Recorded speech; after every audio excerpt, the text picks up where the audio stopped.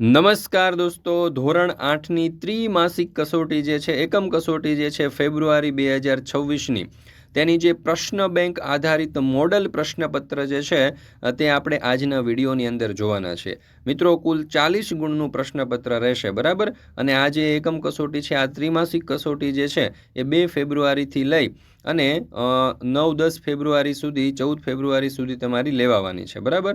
તો આપણે આ જે ઓરિજિનલ પ્રશ્ન બેંક છે ને, તેના ઓરિજિનલ પ્રશ્ન બેંકમાંથી એના જે પ્રશ્નપત્ર છે 40 ગુણના, એ પણ આપણે તૈયાર કરવાના છે. તો જે વિદ્યાર્થીઓને અથવા તો શિક્ષકોને આ ઓરિજિનલ પ્રશ્ન બેંકના જે પ્રશ્નપત્ર છે અને પ્રશ્નપત્રની સાથે સાથે તેનું સોલ્યુશન પણ છે એ જોઈતું હોય, બરાબર છે, તો આપણી પોતાની YouTube channel ocean coaching classes પરથી મળી જશે. મોબાઈલ નંબર છે 7046222254.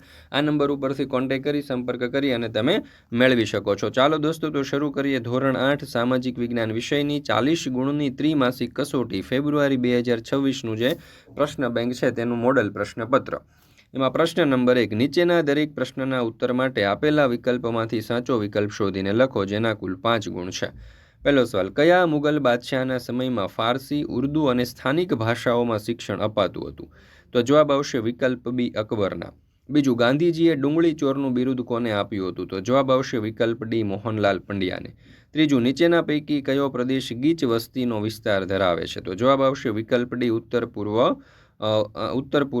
અમેરિકા. ચોથું, પ્રાચીન ભારતના શિક્ષણ અંગેના વિધાનો પૈકી કયું વિધાન સાચું નથી? તો જવાબ આવશે વિકલ્પ ડી, શિક્ષણ પુસ્તક આધારિત હતું. પાંચમું, મીઠાના કાયદાનો સવિનયપણે ભંગ કરવા ગાંધીજીને શું થયું હતું? તો જવાબ આવશે દાંડી કૂચ. ત્યાર પછી છે બીજું, યોગ્ય શબ્દ કે અંક વડે નીચેના વિધાનોની ખાલી જગ્યા પૂરો. એમાં પહેલું, ફર્નિચર અને મકાન નિર્માણ ઉદ્યોગ એ ખાલી જગ્યા આધારિત ઉદ્યોગ છે, તો વન. બીજું, લોખંડ પોલાદ ઉદ્યોગ એ ખાલી જગ્યા આધારિત ઉદ્યોગ છે, તો ખનિજ. ત્રીજું, મહાત્મા ગાંધી ખાલી જગ્યા સત્યાગ્રહમાં માનતા હતા, તો અહિંસક.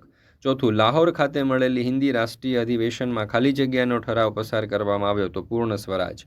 પાંચમું, સિલિકોન વેલી ખાલી જગ્યા ખીણનો એક ભાગ છે, તો સાન્તાક્લુઝ. ત્યાર પછી પ્રશ્ન નંબર 3, નીચેના પ્રશ્નના ઉત્તર 1-2 વાક્યમાં આપો. એમાં પહેલું, વિશ્વમાં કયા વિસ્તારો ગીચ વસ્તી ધરાવતા વિસ્તારો છે? તો વિશ્વમાં દક્ષિણ પૂર્વ એશિયા, યુરોપ અને ઉત્તર અમેરિકા ગીચ વસ્તી ધરાવતા વિસ્તારો છે. બીજું, વિશ્વના કયા વિસ્તારોમાં ખૂબ ઓછી વસ્તી વસવાટ કરે છે? તો વિશ્વના ઉચ્ચ અક્ષાંશીય ક્ષેત્રો, ઉષ્ણકટિબંધીય રણ વિસ્તારો, પર્વતો અને વિશ્વવૃત્તીય જંગલોના વિસ્તારો. ત્રીજું, વિશ્વના મુખ્ય ઔદ્યોગિક પ્રદેશો ક્યાં આવેલા છે? તો વિશ્વના મુખ્ય ઔદ્યોગિક પ્રદેશો મુખ્યત્વે સમશીતોષ્ણ કટિબંધના ક્ષેત્રોમાં, બંદરોની નજીક અને કોલસાના ક્ષેત્રની નજીક આવેલા છે. કચ્છમાં ઉદ્યોગો શાથી વિકસ્યા છે? તો ગુજરાત સરકાર તરફથી મળતા આર્થિક પ્રોત્સાહનોથી કચ્છમાં ઉદ્યોગો વિકસ્યા છે. વિશ્વના મુખ્ય ઔદ્યોગિક પ્રદેશો કયા કયા છે? તો પૂર્વોત્તર અમેરિકા, પશ્ચિમ અને મધ્ય યુરોપ તથા પૂર્વ એશિયા એ વિશ્વના મુખ્ય ઔદ્યોગિક પ્રદેશો છે.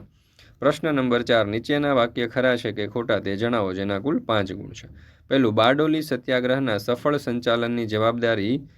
સંચાલનથી વલ્લભભાઈ સરદાર કહેવાયા, તો જવાબ આવશે ખરું.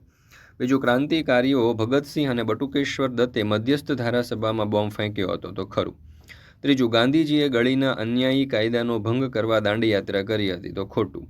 ચોથું, પોલાદ મોટાભાગે આધુનિક ઉદ્યોગની કરોડરજ્જુ કહેવાય છે, તો ખરું. પાંચમું, મહારાજા ભગવતસિંહજીએ ગોંડલમાં કન્યા વિદ્યાલયો સ્થાપી હતી, તો જવાબ આવશે ખરું. ત્યાર પછી છે પ્રશ્ન નંબર 5, નીચેના વિધાનોના ઐતિહાસિક કારણો આપો. એમાં પહેલું, ભારતમાં અંગ્રેજ શિક્ષણ શરૂ થતાં દેશની જૂની શૈક્ષણિક સંસ્થાઓ ઘટવા લાગી. તો જવાબ આવશે કે ભારતમાં અંગ્રેજ રાજ્યનો વિસ્તાર વધવાથી અંગ્રેજ સરકારના વહીવટી તંત્રમાં અંગ્રેજી જાણતા હોય એવા નોકરિયાતોની જરૂરિયાત ઊભી થઈ. અંગ્રેજ સરકારના વહીવટી તંત્રમાં નોકરી મેળવવા માટે અંગ્રેજી શિક્ષણ પામેલા લોકોને સ્થાન મળવા લાગ્યું. તેથી સમાજમાં અંગ્રેજી શિક્ષણ લેવાનું મહત્વ વધવા લાગ્યું. ત્યાર પછી છે પ્રશ્ન નંબર 2, કારણો આપો. ગાંધીજીએ અસહકારનું આંદોલન મોકૂફ રાખ્યું. તો ઈસવીસન 1922માં ઉત્તર પ્રદેશના ગોરખપુર જિલ્લાના ચોરાચોરી ગામમાં ખેડૂતોના શાંત સરઘસ ઉપર અંગ્રેજ પોલીસોએ ગોળીબાર કર્યો. તેથી ગુસ્સે થયેલા ગામ લોકોએ પોલીસ સ્ટેશન ઉપર હુમલો કર્યો. તેમણે પોલીસ સ્ટેશનને આગ ચાંપી અને 22 જેટલા પોલીસો અવસાન પામ્યા. ત્યાર પછી છે પ્રશ્ન નંબર 6, ટૂંક નોંધ લખો, જેના કુલ 4 ગુણ છે. એમાં પહેલું છે અસહકારનું આંદોલન. તો ગાંધીજીએ ઈસવીસન 1920માં અસહકાર આંદોલન શરૂ કર્યું હતું. આ આંદોલનના 2 પાસા હતા, એક ખંડનાત્મક પાસું અને બીજું રચનાત્મક પાસું.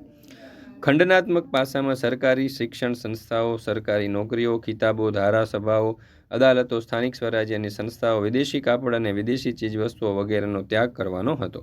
જ્યારે રચનાત્મક પાસામાં ઘેર ઘેર રેડિયો કાંતો, ખાદી ઉત્પાદન, સ્વદેશી પ્રચાર, દારૂબંધી, અસ્પૃશ્યતા નિવારણ, રાષ્ટ્રીય શિક્ષણ, હિન્દુ મુસ્લિમ એકતા વગેરે ઉપર ભાર મૂકવાનો હતો. ત્યાર પછી આપણે જોઈએ પ્રશ્ન નંબર 7. નીચેના પ્રશ્નોના ટૂંકમાં જવાબ આપો, જેના કુલ 6 ગુણ છે. પહેલો, ઉદ્યોગ શબ્દનો અર્થ અને તેની સંકલ્પના સમજાવો. તો જોઈએ સામાન્ય રીતે એનો અર્થ. તો ઉદ્યોગ એટલે કોઈ પણ કાર્ય, શ્રમ કે પ્રવૃત્તિ કર્યા પછી મળતું ફળ કે પરિણામ કે જેનો માનવી ઉપયોગ કરી શકે અથવા તો તે માનવીની જરૂરિયાતો પૂરી કરી શકે.